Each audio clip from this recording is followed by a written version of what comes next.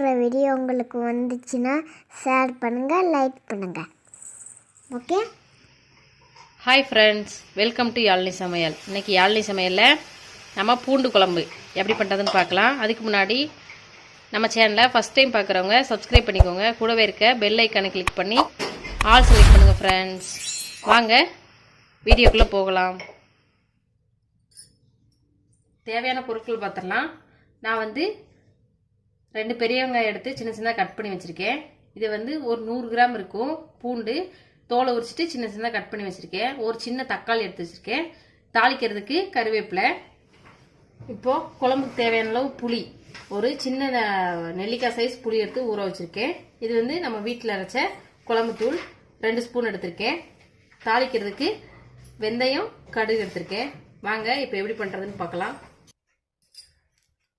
இப்போ குழம்புக்கு தேவையான அளவு நம்ம எண்ணெய் சேர்த்துடலாம். நான் நம்ம எப்பவும் யூஸ் பண்ணுற சாதாரண எண்ணெய் தான் சேர்த்துருக்கேன். நல்லெண்ணெய் ஊற்றி வச்சாதான் நல்ல பூண்டு குழம்பு வாசமாக நல்லா டேஸ்ட்டாக இருக்கும். எண்ணெய் காஞ்சிடுச்சு. நம்ம எடுத்து வச்ச கடுகு, வெந்தயம் உள்ள சேர்த்துடலாம்.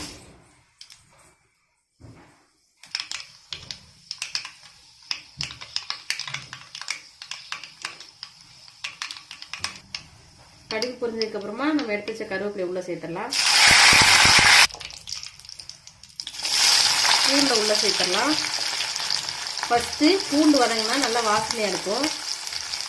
பூண்டை வதக்கும் போது உப்பு போடாமல் வதக்குங்க. அப்போ தான் பூண்டு நல்லா எண்ணெயிலேயே வதங்கி வரும், வேகமாக வேகும்.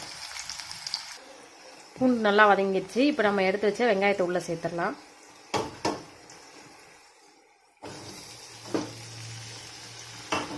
வெங்காயம் நல்லா வதங்கட்டு.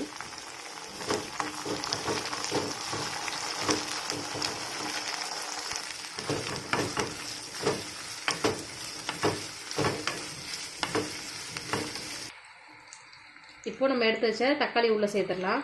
இந்த தக்காளி நல்லா அந்த எண்ணெயிலே வதங்கி நல்லா பேஸ்ட் மாதிரி ஆகணும். அந்த அளவுக்கு நல்லா வதக்கி எடுத்துங்க. தக்காளி நல்லா மசிஞ்சிருச்சு. நம்ம எடுத்து வச்ச மசாலாவை போட்டு நல்லா வதக்கிடலாம்.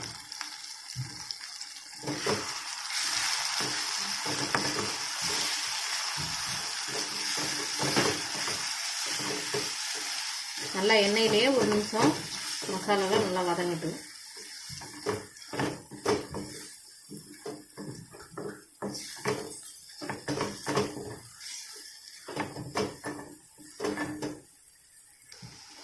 நல்லா மசாலா வதங்கி எண்ணெய் பிரிஞ்சு வந்துருச்சு பாருங்க. இப்போ நம்ம புளி காசுல உள்ள சேர்த்துடலாம்.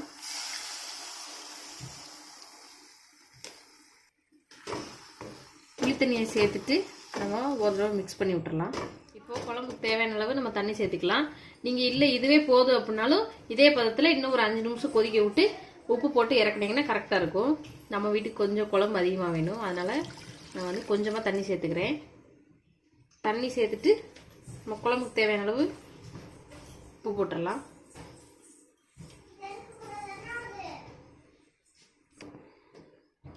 உப்பு போட்டு நல்லா மிக்ஸ் பண்ணி விட்டுருங்க. இது நல்லா கொதிச்சு எண்ணெய் பிரிஞ்சு வரட்டும். நம்ம குழம்பு நல்லா வெந்து எண்ணெயெல்லாம் பிரிஞ்சிருச்சு. இப்போ நம்ம அடுப்பை ஆஃப் பண்ணிடலாம்.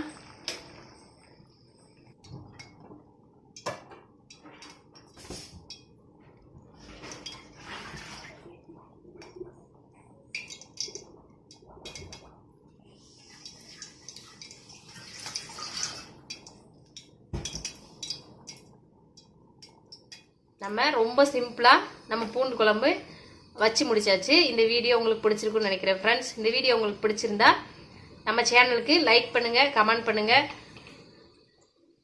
ஷேர் பண்ணுங்கள் ஃப்ரெண்ட்ஸ். தேங்க்யூ ஃபார் வாட்சிங்.